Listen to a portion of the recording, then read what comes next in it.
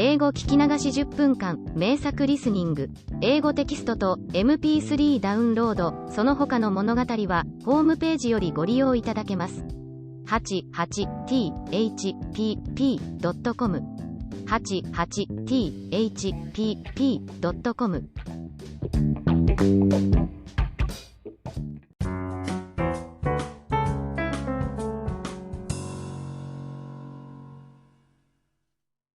Jack and the Beanstalk. A long, long time ago, when most of the world was young and folk did what they liked because all things were good, there lived a boy called Jack. His father was bedridden, and his mother, a good soul, was busy early morns and late eyes planning and placing how to support her sick husband and her young son by selling the milk and butter which Milky White, the beautiful cow, gave them without stint. For it was summertime. But winter came on, the herbs of the fields took refuge from the frost in the warm earth, and though his mother sent Jack to gather what fodder he could get in the hedgerows, he came back as often as not with a very empty sack, for Jack's eyes were so often full of wonder at all the things he saw that sometimes he forgot to work. So it came to pass that one morning Milky White gave no milk at all, not one drain. Then the good hard-working mother threw her apron over her head and sobbed. "What shall we do? What shall we do?" Now Jack loved his mother, besides, he felt just a bit sneaky at being such a big boy and doing so little to help. So he said, "Cheer up. Cheer up. I'll go and get work somewhere." And he felt as he spoke as if he would work his fingers to the bone, but the good woman shook her head mournfully. "You've tried that before, Jack," she said, "and nobody would keep you. You are quite a good lad, but your wits go a wool gathering. No, we must sell Milky White and live on the money. It is no use crying over milk that is not here to spill."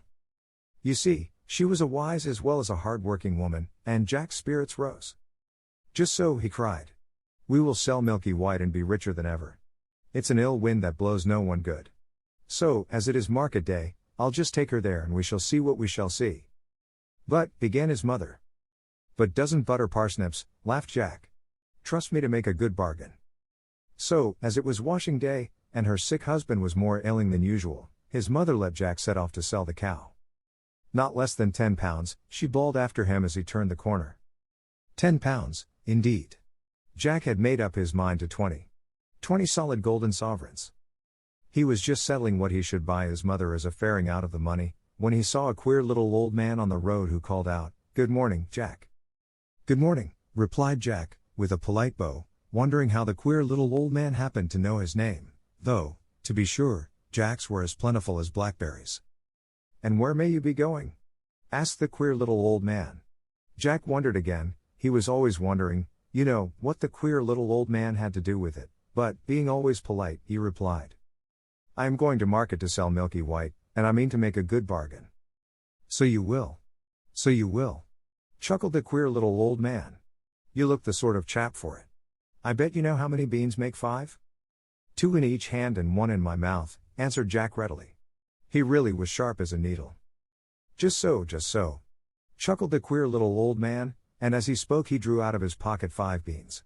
"Well, here they are, so give us Milky White." Jack was so flabbergasted that he stood with his mouth open as if he expected the 5th bean to fly into it. "What?" he said at last. "My Milky White for 5 common beans. Not if I know it." "But they aren't common beans," put in the queer little old man, and there was a queer little smile on his queer little face. "If you plant these beans overnight, by morning they will have grown up right into the very sky." Jack was too flabbergasted this time even to open his mouth. His eyes opened instead. "Did you say right into the very sky?" he asked at last, for, Jack had wondered more about the sky than about anything else. "Right up into the very sky," repeated the queer old man, with a nod between each word. "It's a good bargain, Jack, and, as fair play's a jewel, if they don't, why, meet me here tomorrow morning and you shall have Milky White back again. Will that please you?" "Right as a trivet," cried Jack, without stopping to think, and the next moment he found himself standing on an empty road. "2 in each hand and 1 in my mouth," repeated Jack. "That is what I said, and what I'll do. Everything in order, and if what the queer little old man said isn't true, I shall get Milky White back tomorrow morning." So whistling and munching the bean he trudged home cheerfully, wondering what the sky would be like if he ever got there. "What a long time you've been!"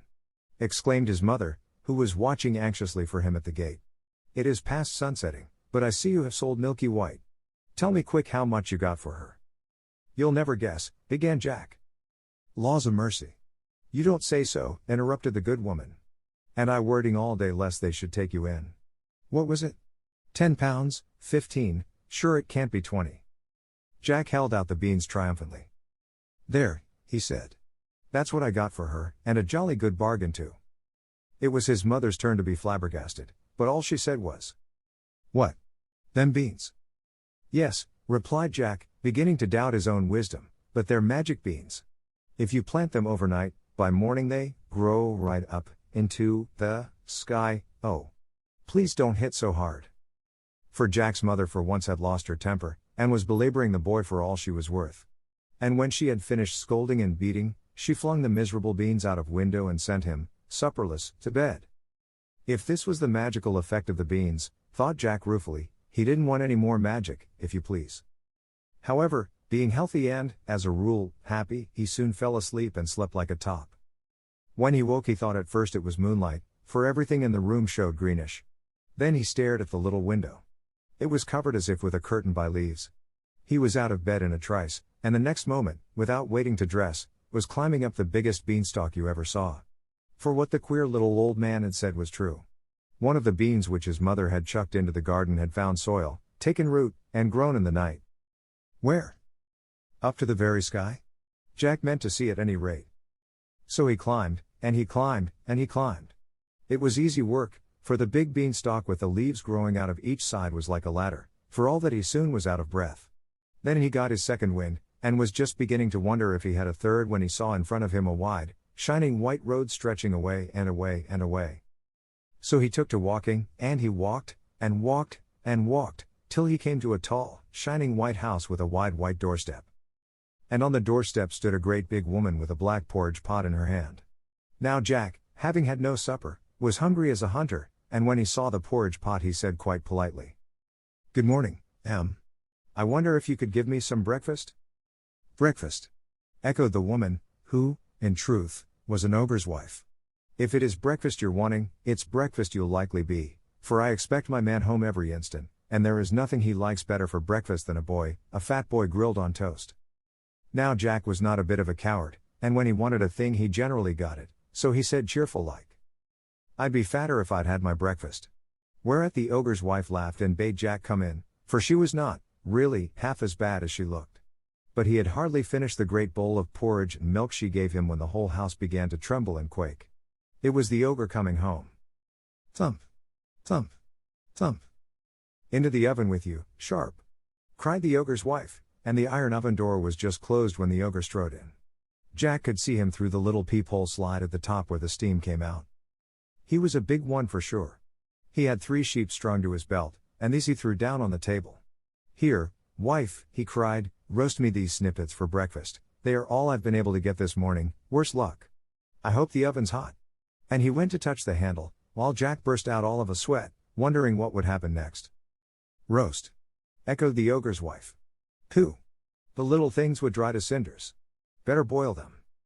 So she set to work to boil them, but the ogre began sniffing about the room. They don't smell, mutton meat, he growled. Then he frowned horribly and began the real ogre's rhyme. Fee-fi-fo-fum. I smell the blood of an Englishman. Be he alive, or be he dead. I'll grind his bones to make my bread. Don't be silly, said his wife. It's the bones of the little boy you had for supper that I'm boiling down for soup. Come, eat your breakfast, there's a good ogre. So the ogre ate his 3 sheep, and when he had done he went to a big oaken chest and took out 3 big bags of golden pieces. These he put on the table, and began to count their contents while his wife cleared away the breakfast things. And by his head began to nod, and at last he began to snore, and snored so loud that the whole house shook. Then Jack nipped out of the oven and, seizing one of the bags of gold, crept away, and ran along the straight, wide, shining white road as fast as his legs would carry him till he came to the beanstalk. He couldn't climb down it with the bag of gold, it was so heavy, so he just flung his burden down first, and, helter-skelter, climbed after it. And when he came to the bottom, there was his mother picking up gold pieces out of the garden as fast as she could, for, of course, the bag had burst. Laws a mercy me, she says. Wherever have you been? See. It's been raining gold. No, it hasn't, began Jack. I climbed up. Then he turned to look for the beanstalk, but, lo and behold, it wasn't there at all. So he knew, then, it was all real magic.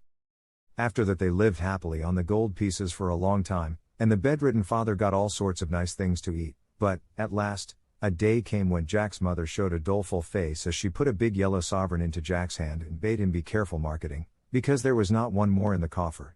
After that they must starve. That night Jack went supperless to bed of his own accord. If he couldn't make money, he thought, at any rate he could eat less money. It was a shame for a big boy to stuff himself and bring no grist to the mill.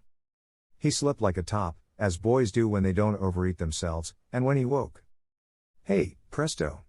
The whole room showed greenish, and there was a curtain of leaves over the window. Another bean had grown in the night, and Jack was up it like a lamplighter before you could say knife. This time he didn't take nearly so long climbing until he reached the straight, wide, white road, and in a trice he found himself before the tall white house, where on the wide white steps the ogre's wife was standing with the black porridge pot in her hand. And this time Jack was as bold as brass. "Good morning, Em," he said. "I've come to ask you for breakfast, for I had no supper, and I'm as hungry as a hunter." "Go away, bad boy," replied the ogre's wife. "Last time I gave a boy breakfast my man missed a whole bag of gold. I believe you are the same boy." "Maybe I am, maybe I'm not," said Jack, with a laugh. "I'll tell you true when I've had my breakfast, but not till then." So the ogre's wife, who was dreadfully curious, gave him a big bowl full of porridge, but before he had half finished it he heard the ogre coming. Thump! Thump! Thump! "In with you to the oven," shrieked the ogre's wife. "You shall tell me when he has gone to sleep." This time Jack saw through the steam peephole that the ogre had 3 fat calves strung to his belt. "Better luck today, wife," he cried, and his voice shook the house. "Quick! Roast these trifles for my breakfast. I hope the oven's hot." And he went to feel the handle of the door, but his wife cried out sharply. "Roast? Why, you'd have to wait hours before they were done. I'll broil them, see how bright the fire is." "Umph!" growled the ogre. And then he began sniffing and calling out. "Fee-fi-fo-fum. I smell the blood of an Englishman. Be he alive, or be he dead. I'll grind his bones to make my bread." "Twaddle," said the ogre's wife. "It's only the bones of the boy you had last week that I've put into the pig bucket." "Umph," said the ogre harshly, but he ate the broiled calves, and then he said to his wife, "Bring me my hen that lays the magic eggs. I want to see gold." So the ogre's wife brought him a great big black hen with a shiny red comb. She plumped it down on the table and took away the breakfast things. Then the ogre said to the hen, "Lay." And it promptly laid, what do you think? A beautiful, shiny, yellow, golden egg. "None so dusty, henny penny," laughed the ogre. "I shan't have to beg as long as I've got you." Then he said, "Lay." Once more, and, lo and behold, there was another beautiful, shiny, yellow, golden egg. Jack could hardly believe his eyes, and made up his mind that he would have that hen, come what might. So, when the ogre began to doze, he just out like a flash from the oven, seized the hen, and ran for his life. But, you see, he reckoned without his prize, for hens, you know, always cackle when they leave their nests after laying an egg, and this one set up such a scrawling that it woke the ogre. "Where's my hen?"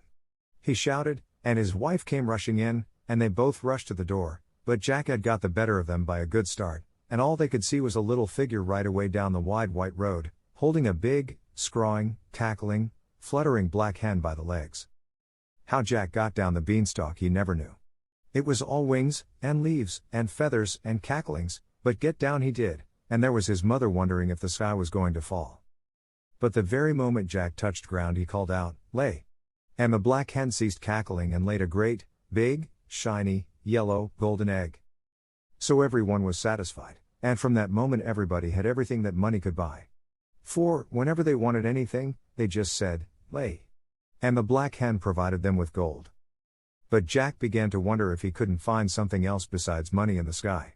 So one fine moonlight midsummer night he refused his supper, and before he went to bed stole out to the garden with a big watering can and watered the ground under his window, for, thought he, there must be 2 more beans somewhere, and perhaps it is too dry for them to grow. Then he slept like a top. And, lo and behold, when he woke, there was the green light shimmering through his room, and there he was in an instant on the beanstalk, climbing, climbing, climbing for all he was worth. But this time he knew better than to ask for his breakfast, for the ogre's wife would be sure to recognize him. So he just hid in some bushes beside the great white house, till he saw her in the scullery, and then he slipped out and hid himself in the copper, for he knew she would be sure to look in the oven first thing. And by he heard thump, thump, thump. And peeping through a crack in the copper lid, he could see the ogre stalk in with 3 huge oxen strung at his belt. But this time, no sooner had the ogre got into the house than he began shouting. Fee-fi-fo-fum. I smell the blood of an Englishman. Be he alive, or be he dead. I'll grind his bones to make my bread. For, see you, the copper lid didn't fit tight like the oven door, and ogres have noses like a dog's for scent. Well, I declare, so do I, exclaimed the ogre's wife. It will be that horrid boy who stole the bag of gold and the hen. If so, he's hid in the oven. But when she opened the door, lo and behold, Jack wasn't there. Only some joints of meat roasting and sizzling away. Then she laughed and said, You and me be fools for sure. Why, it's the boy you caught last night as I was getting ready for your breakfast. Yes, we be fools to take dead meat for live flesh. So eat your breakfast, there's a good ogre. But the ogre, though he enjoyed roast boy very much, wasn't satisfied, and every now and then he would burst out with fee-fi-fo-fum, and get up and search the cupboards, keeping Jack in a fever of fear lest he should think of the copper. But he didn't. And when he had finished his breakfast he called out to his wife, Bring me my magic harp. I want to be amused. So she brought out a little harp and put it on the table. And the ogre leant back in his chair and said lazily, Sing. And, lo and behold, the harp began to sing. If you want to know what it sang about? Why, it sang about everything. And it sang so beautifully that Jack forgot to be frightened, and the ogre forgot to think of fee-fi-fo-fum, and fell asleep and did not snore. Then Jack stole out of the copper like a mouse and crept hands and knees to the table, raised himself up ever so softly and laid hold of the magic harp, for he was determined to have it. But, no sooner had he touched it, than it cried out quite loud, Master! Master! So the ogre woke, saw Jack making off, and rushed after him. My goodness, it was a race. Jack was nimble, but the ogre's stride was twice as long. So, though Jack turned, and twisted, and doubled like a hare, yet at last, when he got to the beanstalk, the ogre was not a dozen yards behind him. There wasn't time to think, so Jack just flung himself onto the stalk and began to go down as fast as he could, while the harp kept calling, Master! Master! At the very top of its voice. He had only got down about a quarter of the way when there was the most awful lurch you can think of, and Jack nearly fell off the beanstalk. It was the ogre beginning to climb down, and his weight made the stalk sway like a tree in a storm. Then Jack knew it was life or death, and he climbed down faster and faster, and as he climbed he shouted, Mother! Mother! Bring an axe! Bring an axe!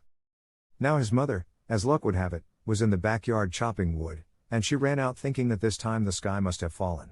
Just at that moment Jack touched ground, and he flung down the harp, which immediately began to sing of all sorts of beautiful things, and he seized the axe and gave a great chop at the beanstalk, which shook and swayed and bent like barley before a breeze. Have a care! Shouted the ogre, clinging on as hard as he could. But Jack did have a care, and he dealt that beanstalk such a shrewd blow that the whole of it, ogre and all, came toppling down, and, of course, the ogre broke his crown, so that he died on the spot.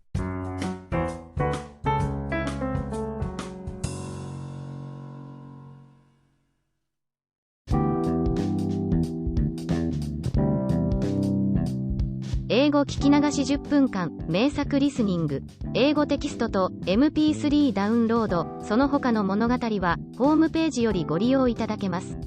88thpp.com 88thpp.com